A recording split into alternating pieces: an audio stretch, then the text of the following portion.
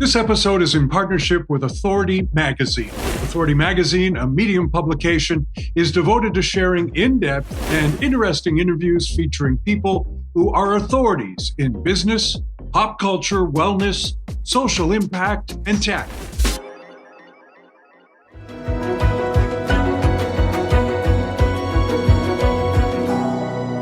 During COVID, 4 women from 4 corners of North America signed up for a virtual writing program. Lina Lambert, Amy Rogers, Karen Miller-Williams, and our own Amy Goldberg were randomly chosen to work together for 12 weeks. And they kept on working. They call themselves the Olives. And now, for more than 2 years after the program, these women, us, we meet virtually. And what originally began with writing turned out to be a whole lot more about life, coping, grief, comfort, and support.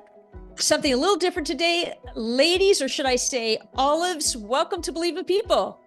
Hi. Hi. Hi, Amy. Hi, Kevin. I want to start off by asking, because we did mention this in the intro, and I'll ask Amy Rogers, why do you call yourselves the Olives? And then we'll take it from there. Well, every successful group needs a name that's quick to remember and clever and catchy. And when we met in a writer's group, we were looking at cute ways to kind of take our initials into something catchy. So we had K for Karen, A for Amy, L for Lina, A for Amy, and we were mixing them up and trying to come up with something. And the only thing that seemed to fit with all of our initials was the word Kalamata, like the Kalamata olives. And we started shorthanding it into just calling ourselves the Olives. And now, of course, we have many, many puns. All of you are meeting. I love all of you. So it's a fun way to kind of just give ourselves a name and really hold each other in our hearts in a cute way. Well, I'm just going to throw this out there. So basically, it has nothing to do with martinis, or am I just on the wrong? It could. Going down the wrong path there. My maiden name was Martin, so kind of Olive Martini kind of goes.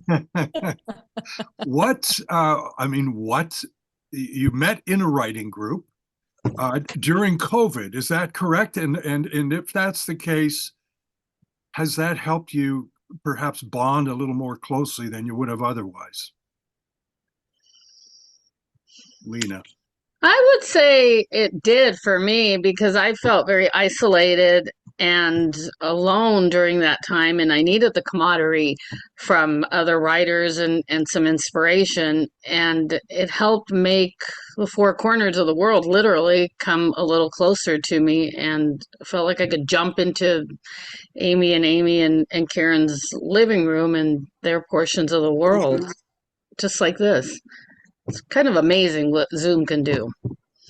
It is, and actually to that point, because and Kevin is just as new to hearing this as others are. Okay, so we all come from very different backgrounds. So I'm wondering, and if you would all share the snapshot, sort of the Cliff Notes or Cole's Notes in Canada version of your backgrounds. And Lina, will you start, and then we'll go Amy, Karen? Sure. Thanks, Amy. I am probably the sponge in the group, the newbie that just listens and sucks up what these ladies have to offer. I have been writing all my life, but nothing very formal or getting published. And because of our group and the inspiration, I've been able to be published in a couple of places and had an ongoing column through Pushback with Amy's production company. And it's inspired me to keep going and maybe not be such a novice anymore. And Lina, just a part of that, part of it too was, and if you could share, was your grief. Can you share a little bit about that you're going through? Yeah, grief is always a touchy one to talk on, isn't it? Without tearing up. My husband died during and through COVID, and in March of 2021. I lost him after a 19-month battle with a disease, cancer disease. And I was looking for camaraderie to be able to share my grief. And I have realized through writing, it really helps to process and deal with my feelings, but then also help other people into being able to to understand or tap into some of the analogies that I've come up with. So it has partnered with my grief instead of shoving it away. Therapeutic? Very surprisingly. Um, During COVID, I was working with a lot of very high, they were medical, brain injury, drug abuse, all kinds of serious conditions. And I ended up retiring early because I knew that that could be something that could harm me. I didn't plan on retiring during COVID. And I ended up getting very sick for a couple of years. And I ended up having issues that were similar to what Lina was going to experience with her husband. So we connected up on a real personal level as far as our own medical concerns and whatnot. And what I found in retirement is that I stopped being the caregiver, stopped being the nurse, and ended up looking and seeing, what am I wanting to do with my life? And writing was something that just kind of called to me. And I started classes, little things here and there. And when I ended up joining this group, it was like, thank you, because we have two very experienced, seasoned, people who are sharing so much knowledge. It's been an incredible gift to have the two Amy's sharing so much with us, because Lina and I are both the novices, the little newbies. And it has been just a treat to be together and learning so much. The writing has been just such a gift in retirement. I say it's refirement now, that you get excited about things. And it's interesting because my background, I was raised by Mary Poppins and the Mortician. The Mortician. My dad always said, he goes, anybody can direct a funeral. He says, a mortician is really what you want to call it. I mean, a funeral director just directs. There's a lot more to it than that. Well, you've got, there must be, because now you have to explain it. You were raised right. Mary Poppins and a mortician? Yeah. Well, my dad, the mortician. Yeah. And it was in the family. Yeah. Oh, he's an years. actual mortician. Oh. Oh, yeah. No, and your mom was a nanny? No, my mom was just Mary Poppins. She was just, she sang and danced through life. So what we had was the dichotomy of that sounds wonderful. The seriousness of death. I mean, stories in my life were things like Dad would come home and said, Karen, I need a little dress for a little girl who doesn't have one. Can you let me have one? And you'd be just thinking you want to give her the dress, but you want her to have her life back. Or like the year that he went out on Christmas Eve to pick up a body that was a young man with kids. And you wanted to get the body out of the home before the kids woke up on Christmas Day. Oof. And that Christmas, I was just glad to have my dad. You don't want any presents. So I grew up knowing that life was not forever, and having a sense of living every day to just enjoy what's in front of you. And Mom made the balance, right? Of the singing, the dancing, the Mary Poppins kind of, she really, truly was an angel. So it was beautiful to have that experience. Well, and Amy, you got to top that one now. I can't top that one. So I'll just rely on the facts. I've been a working journalist and for a former independent press publisher for most of my career. And until the pandemic, I had worked for 10 years plus, writing food and culture commentaries for NPR station WFAE in Charlotte, North Carolina, where I had lived for a long time. And of course, the pandemic just upended everything. And, fortunately, writing is a very solitary pursuit, as we know. Unfortunately, writing is a very solitary pursuit, as we know. So as the isolation of the pandemic, just got worse and worse, I decided to dip a toe into joining an online writing group. And it took a big leap of faith because, I don't like surprises. I wanted to, control the situation in a world where nothing was in control.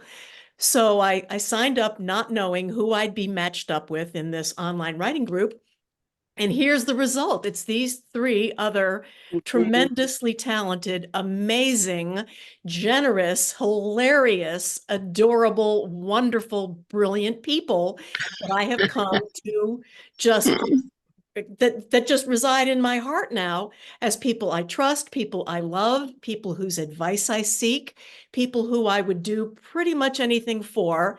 And even though we are in the four corners of the continent, which is to say Western Canada, which is Karen, Eastern Canada, which is Amy, California, which is Lina, and Florida, which is me, we joke about meeting in the middle, but I don't see a lot of reasons to go to Kansas.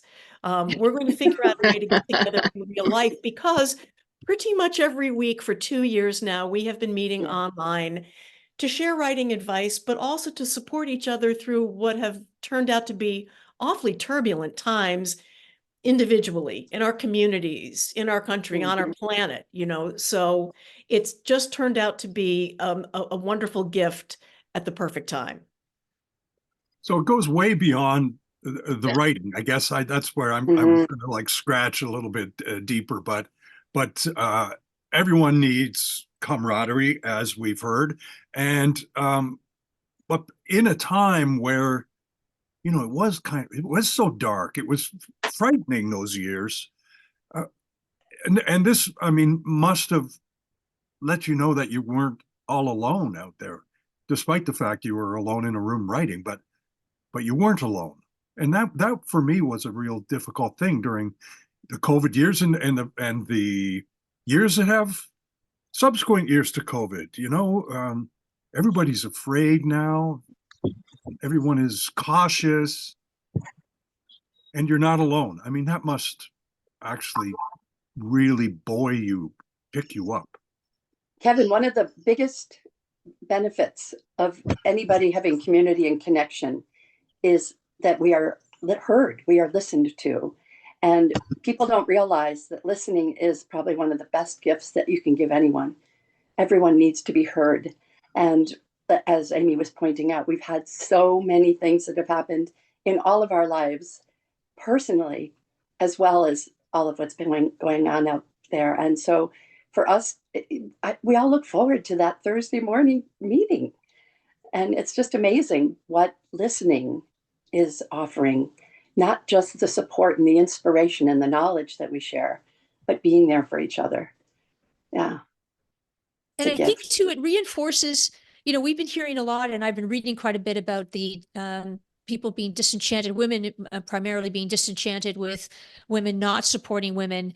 And I want to hear what you think about this, Amy, Lina, and Karen, is that, do you believe that that's prevalent, that women do you feel that, I mean, given this group, no, but I mean, are you feeling that women are not supporting other women, or am I full of shit? Both. Probably both. Yeah, I mean, it happens, but men don't support men either. Kids don't support parents. Parents forget about grandparents. I mean, it's prevalent, I think, in the human nature. But for me, it's inspiring to see the opposite of that from podcasts like yours. I've watched a lot of the other podcasts and uplifting shows, and a group like ours where it breaks that norm. So it is possible. So what you said, Amy, might be happening, but what we have also can be happening. Mm-hmm. When we start writing too, for me, I have not been one who's ever written in journals. I was not a diarist. I found that I'm expressing myself for the first time. And I think for a lot of people, this is something that is part of why people get into writing, is that they start actually expressing themselves. And to be able to open up to that, I think for a lot of women walk through life not expressing themselves. And to be heard and to be in this group is, like I say, such a gift. Because most of us, I think we just kind of keep on going on and doing our thing, and not actually taking time to say, how do I feel? And why aren't I sharing this with others and getting the support and the interest back? It's a beautiful thing. We all need that connection. Yeah, I would agree. And I would like to ask Amy in Florida, not because you're Amy, but perhaps because you're in Florida. In today's Yeah. in today's world, you know, as was just mentioned, being able to open up and express yourself without the fear of people coming down on you, without it all be, you know, without you being accused of being something that you're probably not, be it, you know, woke or one of these other things that people have made up. Um, it it's a safe place, is it not, Amy? Yes, and I that's a great question, and I want to go back for 1 second to the prior question about success and you know, the kind of guarded way that many of us may feel in putting our stories out there. You know, as a food writer, I'm going to share a little analogy with you. Success to me is not like pie. It doesn't mean that if you have more, there's less for me. I think there's plenty of success and opportunities to go around. But in terms of creating a space where we can express ourselves, desires, fears, worries, hurts, confusion, in my case, some general, really awful bad moods, you know, we all kind of just meet each other where we are. We don't have an agenda in this group. This is not a group of writers where there are assignments, where there are critiques, where there are arguments. It's, you know, it's what we need and what we're able to give. And to me, that's the only way it works. You know, I can just share personally that as a person who's been in the writing trades for decades, it was hard to admit that, first of all, I needed some support and feedback. And it was also very revolutionary to realize that it could come from surprising, unexpected places. And this is one of those places where four of us who literally had not even been Facebook friends before we were thrown into this writing group, all of a sudden we're trusting each other with our deepest truths.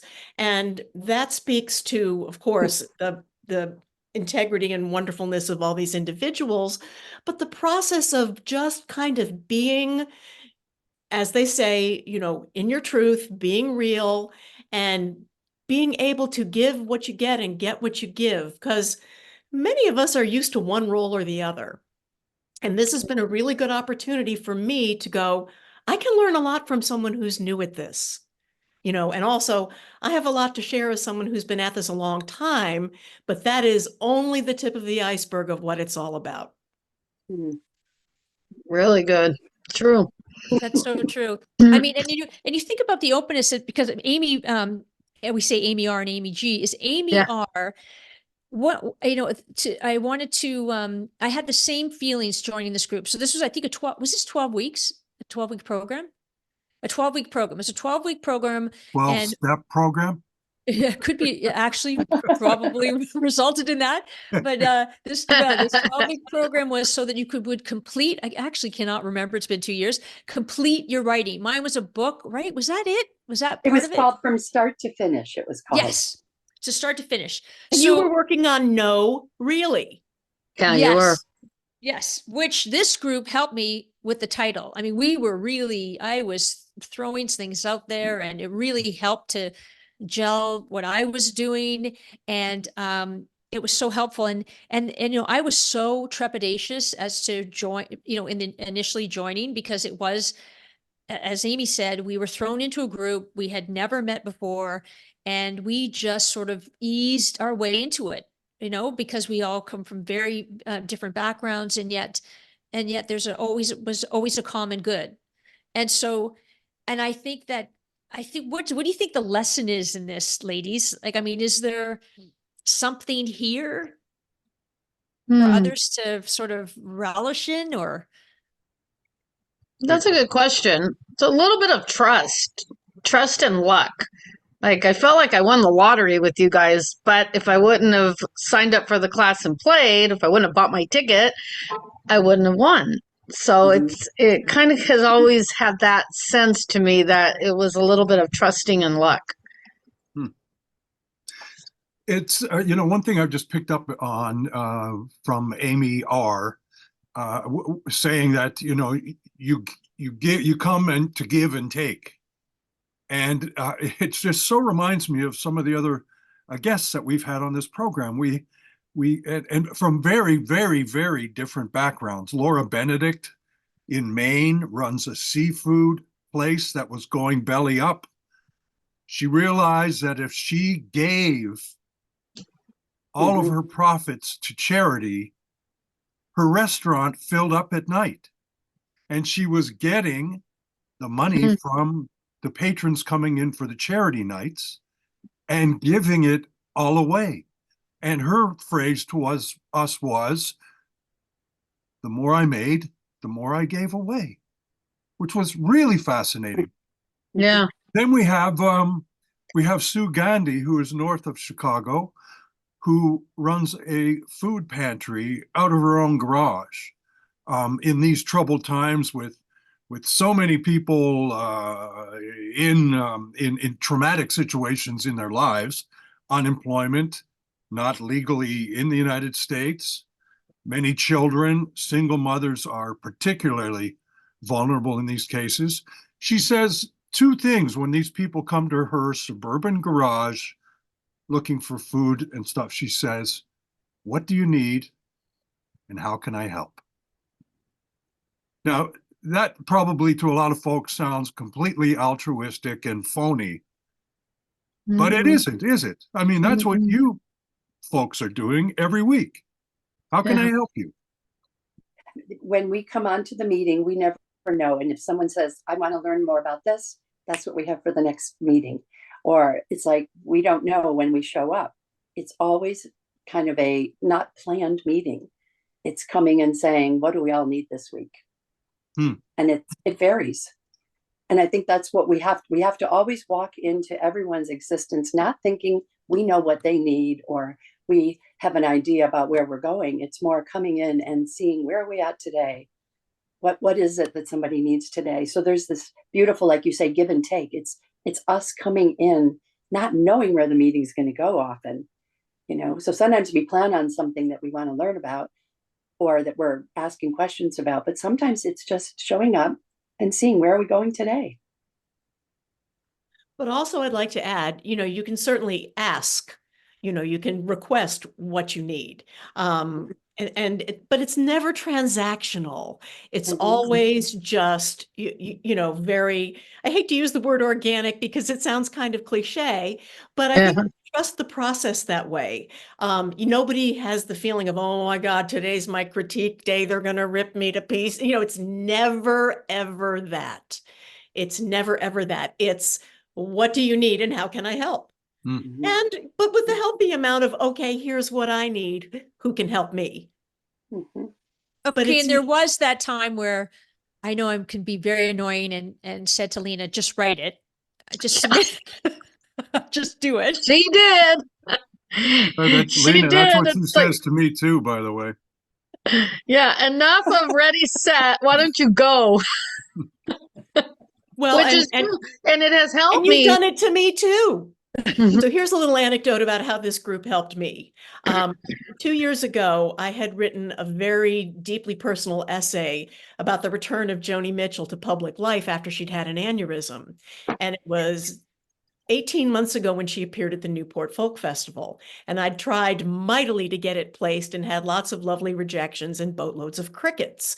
And I was grousing about it in this group one day, right around the time that it was announced that Joni Mitchell was going to appear on the Grammy Awards. And these folks said, send it out again, send it out again. And I said, no, I'll have to rewrite it. And they said, send it out again. And I did send it out again and had a lovely, successful, warm acceptance with no edits from a wonderful editor at salon.com who gave it tremendous play in their Grammy package. And I can't even count the hits. And I got to tell not just a story as a journalist about someone who'd influenced me, but a personal part of my story that I'd never revealed, partly because of the courage that I built up on the shoulders of these brave folks who are doing it in our group with their own work. Yeah. Wow. I love you guys. And that was inspiring to watch Amy go through that and have that success. Mhm. And then because we're sort of invested in it, it was as if I got published in it with her, like I was just part of it. So it Yeah. And you were, Lina, and you were. Can we talk about Lina Lambert getting published in the New York Times on her Yeah, very she first got published in the try? New York Times. Yeah. Well, Talk yes, about let's that. talk about Lina, Lina yeah. Lambert getting published in the New York Times. What's your secret? Oh, it was a luck of the draw, beginner's luck, I suppose, or She's shaking her head inspiration. no. Amy says no. Both Amy's say no. Karen's like, no. I I have been inspired by tiny love stories and modern love column Oh, in the New yeah. York Times for a very long time and followed it. And I started writing some tiny love stories and sharing them with the group. And yeah, that one's cute. That one's got a little potential. And, I would send another one sort of as a, take a look at this. And I wrote one on empty shoes, and the ladies, the olives, said, "Hey, this is it. This is good. Like, you got something here." And I'm like, "Okay, really?" So I turned it in, and basically one word got edited, which is a little unusual for tiny love stories, to them not pick apart your whole thing. We every week, because our time has come and gone. Every week we ask the same question. I'd like to start with Karen out in Vancouver, if you don't mind, Karen. But after the experiences you've just told us, I'm got a pretty good idea how you will respond. But you're each separate. You're each separate entities. So let's see if you respond in kind or perhaps a little bit differently. But starting with Karen, why do you believe in people? Kevin, over the years, as a nurse or just even as a kid growing up in my background, I have seen the beauty of the resilience. I see that people have within them at their core love and understanding. And it's only our thoughts that get in the way and keep us from seeing each other as just another beautiful person. And so to me, it's like, I know what's in that. So when I worked with special ed and emotionally handicapped kids in Hawaii, or if I worked with the brain injured and the drug addicted people down here in Vancouver, I saw their health and I addressed that. So when a parent looks at their child and sees the beauty of what's inside there and doesn't think about, we tend to think of people as having a problem or something instead of seeing who's really in front of us. A friend of mine who had a brother who was drug addicted, and I had a sister who was really depressed and who was really hard to deal with on the phone. And I saw in both our cases, we would say, wow, when the phone rang, we'd be going, oh gosh, there they are again, looking for, they want something, they need something.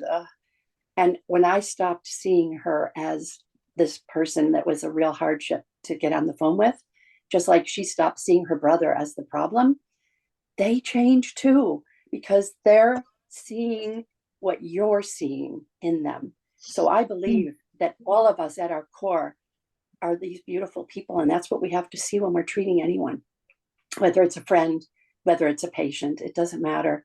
You've got to look at what's in there, not what we have thoughts about. That's the only way to change the world, is for all of us to stop thinking why we don't get along. Instead, what are we all seeing that we all have in common? Well, Yeah. I do believe in people, and I kind of believe in people whether they're in a physical body or a spiritual one, and I believe in what they bring. And because I believe in them, and I believe in you guys, and I believe in us, it makes me believe in me. And then I get inspired and I can do more because of what you can do. Nice. Last but not least.